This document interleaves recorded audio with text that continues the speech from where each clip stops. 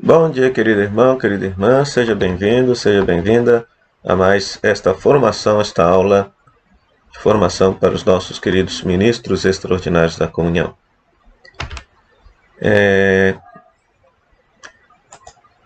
Gostaria de recordar que a bibliografia desta aula é justamente este material, Orientações para Ministros Extraordinários da Comunhão, de Walter Goedert.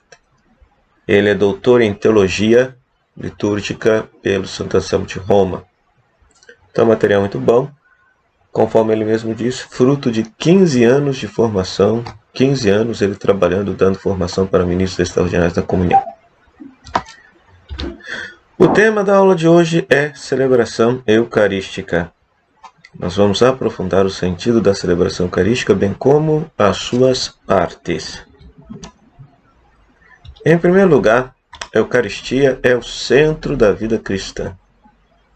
Ou seja, a Eucaristia, a celebração da Eucaristia, não é algo acidental, não é algo secundário. Ou seja, é a principal celebração da vida cristã, é a Eucaristia. Sendo a principal celebração, então, deve-se, da parte do fiel, ter a melhor preparação possível para participar desta celebração a fim de usufruir de seus frutos. Então, nós precisamos, enquanto catequese, ter plena consciência de que, por exemplo, se numa comunidade a celebração da Santa Missa é a celebração mais importante. Então, é mais importante que grupo de oração, é mais importante que terço, é mais importante que reunião. A Eucaristia é o centro da vida cristã. Isso por quê? Porque a igreja também tem a consciência, só entrando aqui um pouquinho aqui no tema litúrgico, de que é na liturgia, através da liturgia que Deus nos salva. Hoje, Deus nos salvou na pessoa de Jesus Cristo, vida, paixão, morte e ressurreição de Jesus. Só que cada celebração da Santa Missa atualiza, torna presente novamente o Cristo que nos salva. Então, por isso que participar da liturgia é participar do mistério da salvação. Nos primeiros séculos não existia a palavra missa. Hoje nós temos o costume de falar Santa Missa, mas nos primeiros séculos não existia esta palavra. A celebração eucarística era chamada de fração do pão, isso aparece lá em Atos dos Apóstolos, e nas cartas paulinas chamada de Eucaristia. A palavra missa significa reenvio. É uma palavra latina que era utilizada no fim das orações, com a finalidade de reenviar o povo de volta às suas casas, a fim de testemunhar em seus ambientes a vida cristã ali celebrada. Santo Ambrósio, no século IV, nos seus escritos, utiliza a palavra missa no sentido de celebração litúrgica, embora não tenha sido o primeiro a fazê-lo. A palavra missa se torna sinônimo de celebração eucarística, de fato, no século V, com os monges. E era utilizada justamente para reenviar os catecúmenos. Deixa eu explicar uma coisa aqui para você. Quando a pessoa, na igreja antiga, a pessoa demorava 3 anos para ser batizada. E ela, no processo de formação, que era o chamado catecumenato, então ela, ao participar da Santa Missa, ela não participava da Santa Missa como um todo. Então ela terminava, por exemplo, a escuta da palavra e a homilia. Quem não fosse batizado tinha que sair da celebração, não podia participar do resto da celebração. Então, ao enviar as pessoas, os catecúmenos de volta para casa, se utilizava a palavra missa. Então daí ficou o sentido da palavra missa como sinônimo de celebração eucarística. E a celebração da Santa Missa tem 2 partes. A celebração eucarística tem 2 partes, liturgia da palavra e liturgia eucarística. E ambas estão tão unidas que são um só ato de culto. Em outras palavras, muitas vezes as pessoas possam pensar desta forma, mas está errado, de que, por exemplo, a liturgia eucarística ou a consagração é a parte mais importante da Santa Missa. Não, a missa como um todo, a celebração eucarística como um todo, é um bloco único, dividido em duas partes de igual e mesmíssimo valor.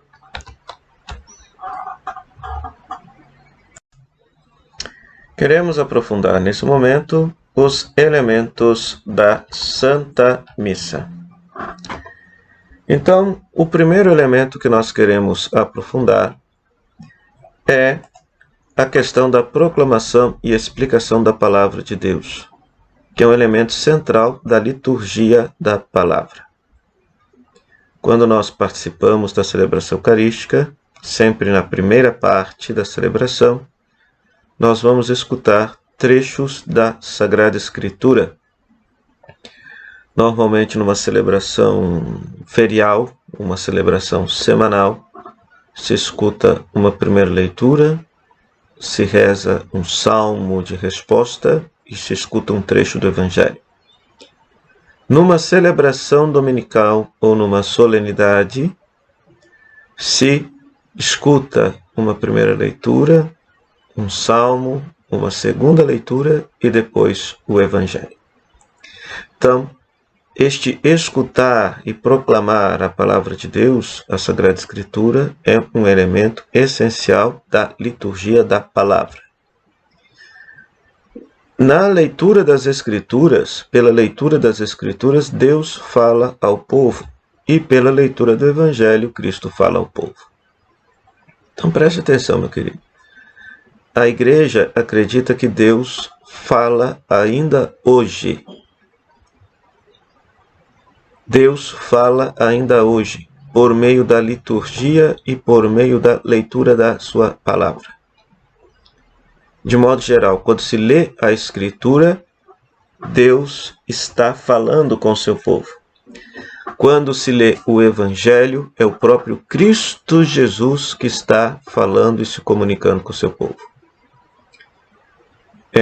Por isso, inclusive, e você já deve ter notado isso, que quando se escuta o Evangelho, se escuta o Evangelho com uma postura de pé, porque é o próprio Cristo Jesus, o Salvador da humanidade, que nos está falando através do Santo Evangelho. E a proclamação da Palavra de Deus tem uma proposta bem clara. Não se proclama a palavra à toa. Se proclama a palavra com a finalidade de anunciar a salvação, de anunciar esta palavra salvadora de Deus, a fim de que esta palavra possa ser acolhida por aquela assembleia que está ali presente, e aquela assembleia possa viver, experimentar a salvação que esta palavra produz. Então, repito, a proclamação da palavra não é à toa. Ela tem uma proposta bem clara. A proposta de anunciar a salvação de Deus para aquela assembleia concreta, a fim de que aquela assembleia acolha aquela palavra e, por meio desta acolhida da palavra salvadora de Deus, vivencie, experimente a salvação. Agora, é claro, nós temos alguns desafios de ordem teológica nesta proclamação da palavra. Quais desafios seriam? Em primeiro lugar, que a palavra de Deus, ao mesmo tempo que anuncia a salvação, ela denuncia os pecados. Então é uma ilusão a gente pensar que a gente vai para uma celebração eucarística e que a palavra de Deus só vai consolar o nosso coração. Não, muitas vezes a palavra vai corrigir as coisas erradas que estão na nossa vida. Então é o aspecto de denúncia que a palavra de Deus tem. A palavra anuncia a salvação, mas ao mesmo tempo denuncia o pecado que o fiel, que a assembleia, que a igreja vive e que impede de experimentar a salvação. Outro desafio teológico é a dimensão da escuta e resposta. Por quê? Porque a palavra de Deus não é proclamada simplesmente para que seja simplesmente proclamada. Ela é proclamada com a finalidade de que a assembleia responda à palavra.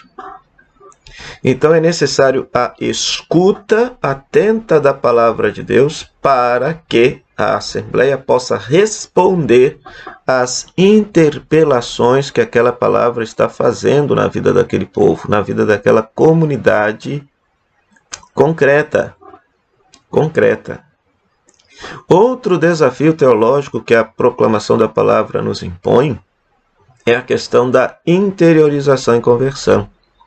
Ou seja, o próprio Jesus, quando ele conta a parábola do semeador, ele fala que muitas vezes a palavra é semeada e não entra na terra, porque vem o maligno, vem as preocupações e tira aquela palavra.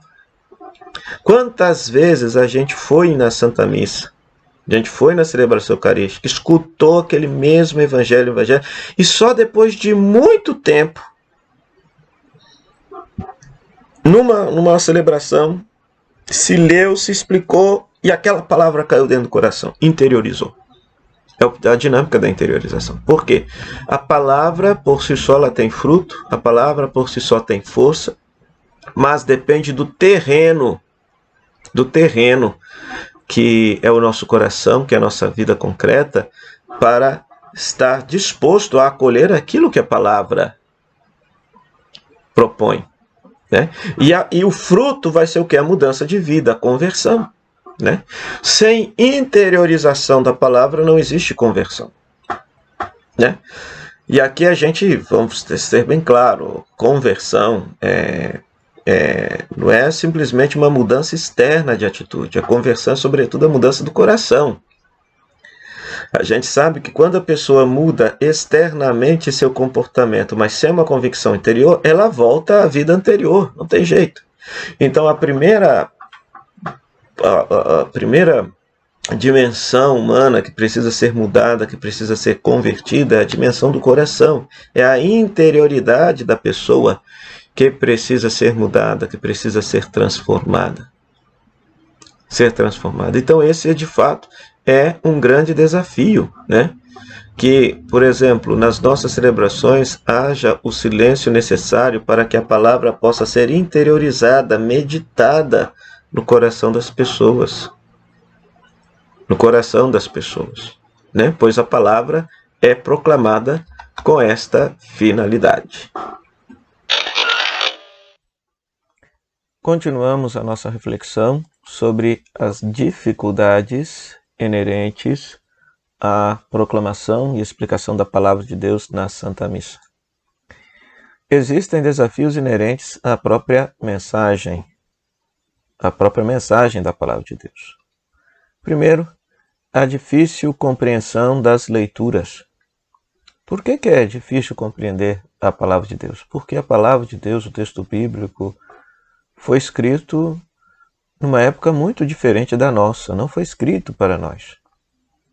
Na pastoral já encontrei muitas pessoas que falaram que começaram a ler a Bíblia e depois pararam porque não entenderam nada. Por quê? Porque o texto bíblico não foi escrito para nós, a rigor. Foi escrito para o povo judeu, lá no século X, século VI a.C., século I de nossa era. Então, existe todo este desafio inerente à questão de tentar entender um texto que não foi escrito na nossa época, um texto que não foi escrito para nós. A própria estrutura da língua, que é bem diversa, e quando nós lemos, por exemplo, um texto bíblico na Santa Missa, nós estamos lendo uma tradução bíblica, propriamente dita, né? Nós não estamos lendo o texto bíblico em si, estamos lendo uma tradução bíblica. E a própria língua portuguesa é uma língua de difícil compreensão, quando a pessoa não é bem estudada e aprofundada no próprio português. Mas por si só, o próprio texto grego-hebraico da Bíblia, ele é complexo de ser entendido. Então a estrutura da língua. Um outro desafio da mensagem é o complexo de 3 leituras aos domingos, que aqui valeria a pena também um módulo só para explicar como que funciona essa questão das 3 leituras, que é muito interessante, mas normalmente a mensagem da primeira leitura e do Evangelho são a mesma, se complementam, e a mensagem da segunda leitura é uma mensagem estritamente pastoral, de um gesto concreto para ser vivido pela comunidade. Então, muitas vezes tem essa dificuldade de se enxergar esse fio condutor que está presente nas leituras escolhidas para serem proclamadas na Santa Missa. A forma e o conteúdo da homilia, né?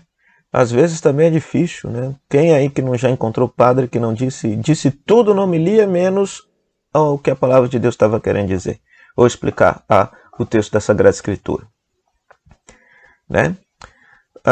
É interessante que quando Jesus conversa com os discípulos de Emaús, o verbo conversar lá é o verbo homileu.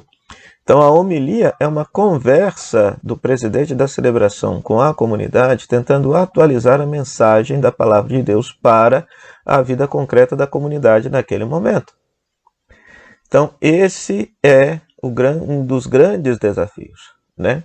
Então a forma de se fazer a homilia não pode ser uma linguagem complicada, difícil, que o povo não entenda. Nosso povo, em sua imensa maioria, é um povo analfabeto. E o conteúdo da homilia.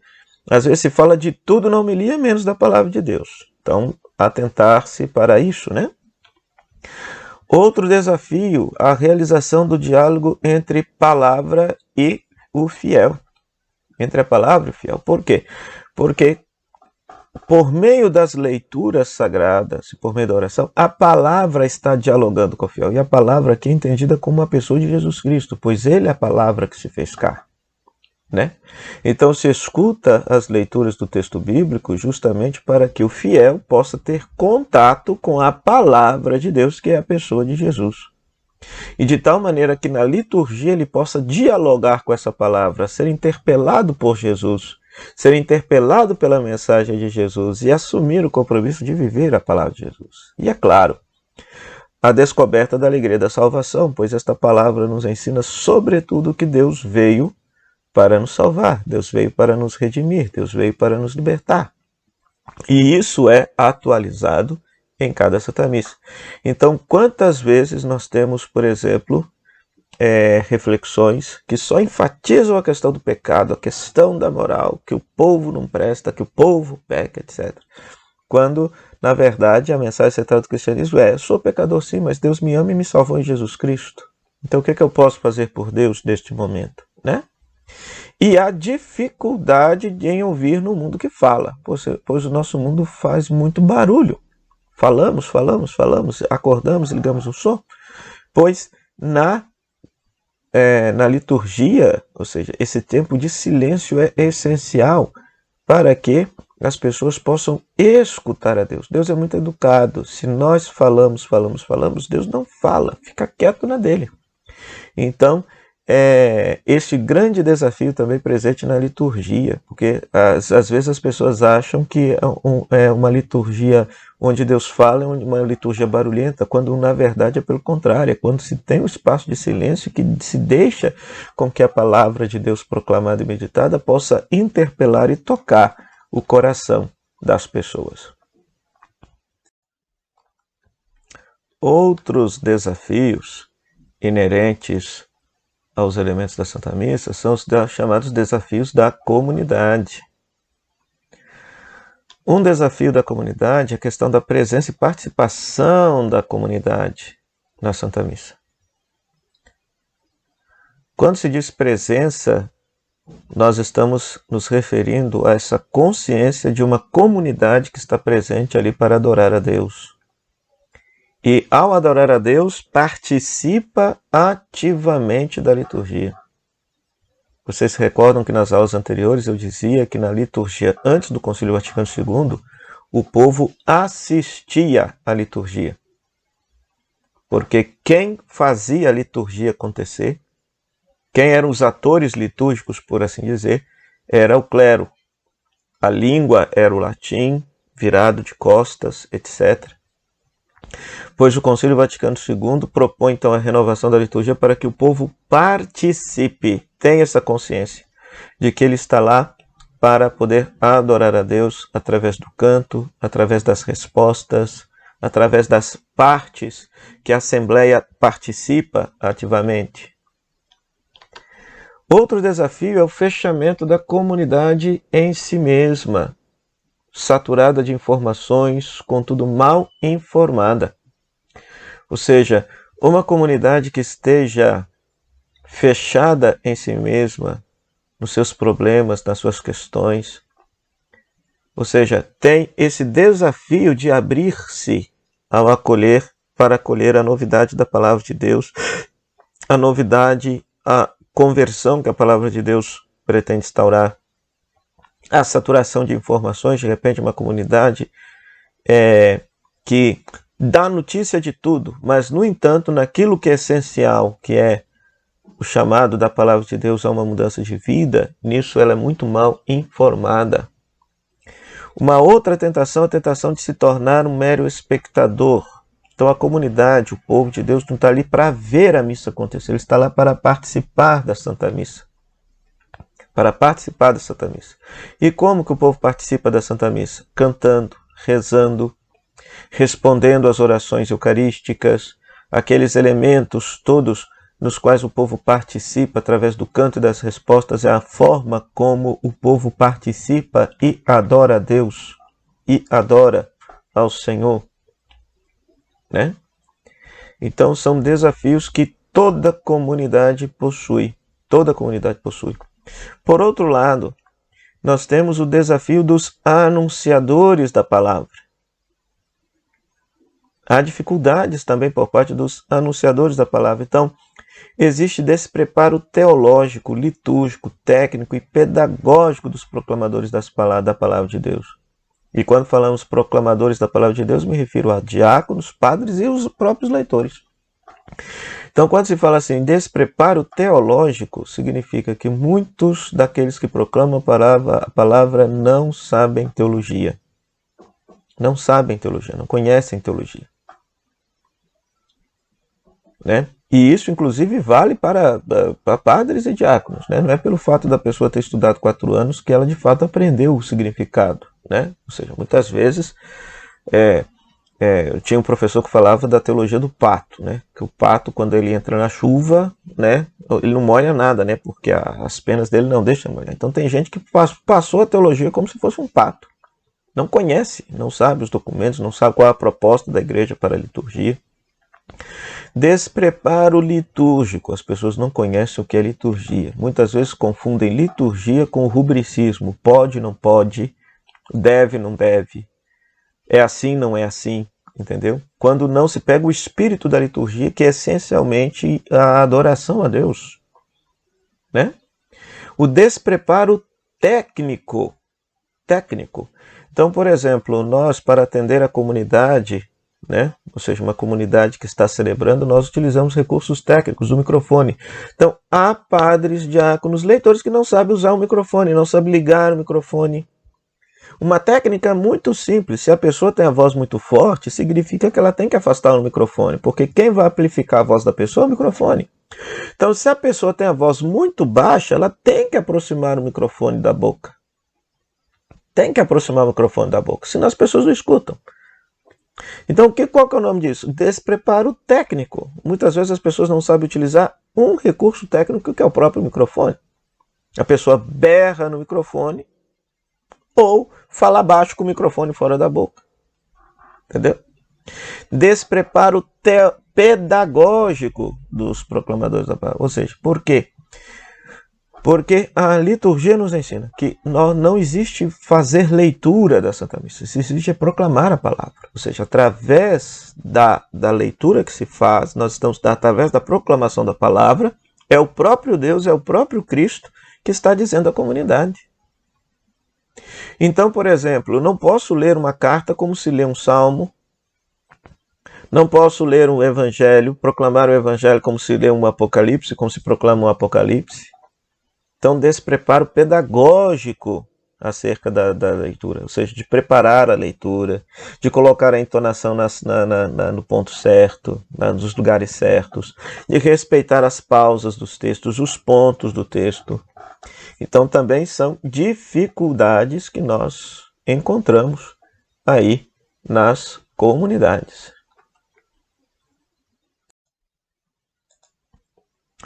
Outro desafio dentro dos elementos da Santa Missa são justamente os chamados desafios da própria celebração ou da dinâmica da celebração. Então, um desafio é a transmissão da mensagem.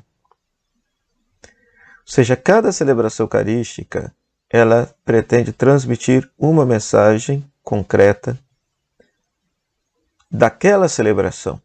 Por isso que foram escolhidas aquelas leituras, aqueles salmos, de repente aquelas orações eucarísticas. Aqui, por exemplo, nós temos a facilidade da CNBB, que, por exemplo, na liturgia diária já propõe uma oração eucarística própria em relação, para fazer a conexão com a liturgia da palavra, com as leituras bíblicas daquela celebração. Então, são desafios que a própria celebração tem da transmissão daquela mensagem concreta que é única e exclusiva daquela celebração. Então, às vezes, nos falta justamente o feeling para descobrir qual é esta mensagem. E tudo diz respeito às orações da Santa Missa, a palavra de Deus proclamada, tudo tem a ver. Depois, o desrespeito às leis da informação e comunicação. Ora, a liturgia é o momento no qual a Assembleia está reunida diante de Deus para ouvir a palavra, se comprometer com a palavra, renovar a aliança com a palavra, para dali sair e viver a palavra. Então a palavra informa, comunica algo. Então nós muitas vezes desrespeitamos as leis da informação. Então, por exemplo, lei da informação. Uma mensagem, a mensagem tem que ser direta. Então, quanto mais se enrola, quanto mais se demora para poder dizer aquilo que se quer dizer, menos compreensiva fica a mensagem, e o povo não comunica, e o povo não entende, e o povo não. É sabida aquela história, né?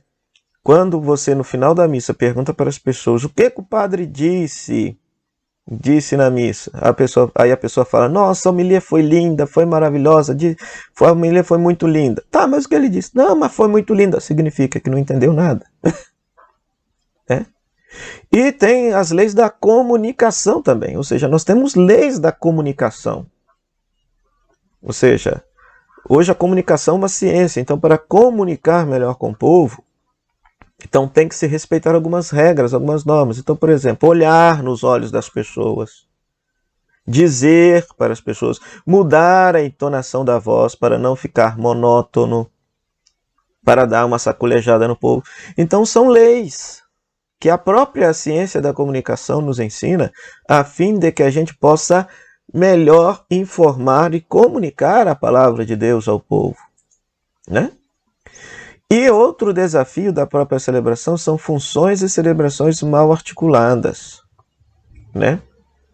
Toda a comunidade padece daquele desafio das mesmas pessoas fazerem tudo dentro da comunidade. Então, por isso, não há divisão de funções. Então, às vezes, a pessoa que está fazendo a leitura, ela canta o canto da missa, ela faz o salmo, ela faz as preces. Por quê? Porque falta gente para fazer as coisas. As celebrações são mal articuladas. Então, tipo assim, a celebração envolve gesto, símbolo, movimento, tudo isso a serviço do quê? Da palavra de Deus. Então, valorizar gestos na celebração, valorizar símbolos que tenham a ver com aquilo que está se celebrando. Movimentos. Então, bater palma, erguer as mãos, ajoelhar-se, são movimentos que a comunidade faz espontaneamente, que podem ser utilizados para a adoração a Deus, na celebração da Santa Missa. Então, quando não se aproxima isso talvez seja um dos grandes desafios da igreja, né? A igreja ela tem dificuldade de lidar com o corpo. O que a pessoa faz com o corpo na Santa Missa? Né? Ou seja, o corpo reza, não é só a boca que reza, não é só o coração que reza, não é só a cabeça que reza, o corpo reza. Então, bater palma é oração, levantar os braços é oração, dançar é oração. Né? O Davi dançava diante da arca, então não tem problema nenhum, por exemplo, no Glória, no santo, que é o momento no qual a igreja da terra se une à igreja do céu para proclamar a santidade de Deus, né? Ou seja, a dança ritmada, né? Se vocês virem, se vocês buscarem, por exemplo, na internet uma celebração de uma Santa Missa africana, por exemplo, é inconcebível uma missa sem dança. E toda a Assembleia dança na Santa Missa. E não é pecado nenhum, porque é cultural, é próprio deles. É próprio deles. Percebe? Então, tudo isso a serviço de que o povo participe, seja tocado pela palavra e se comprometa a viver a palavra, né? Então não é fazer da missa, então utilizar gestos, símbolos e movimentos, não é fazer da missa um show, não. É claro, usá-los para quê? Para que possa favorecer o povo de Deus a rezar e a adorar a Deus.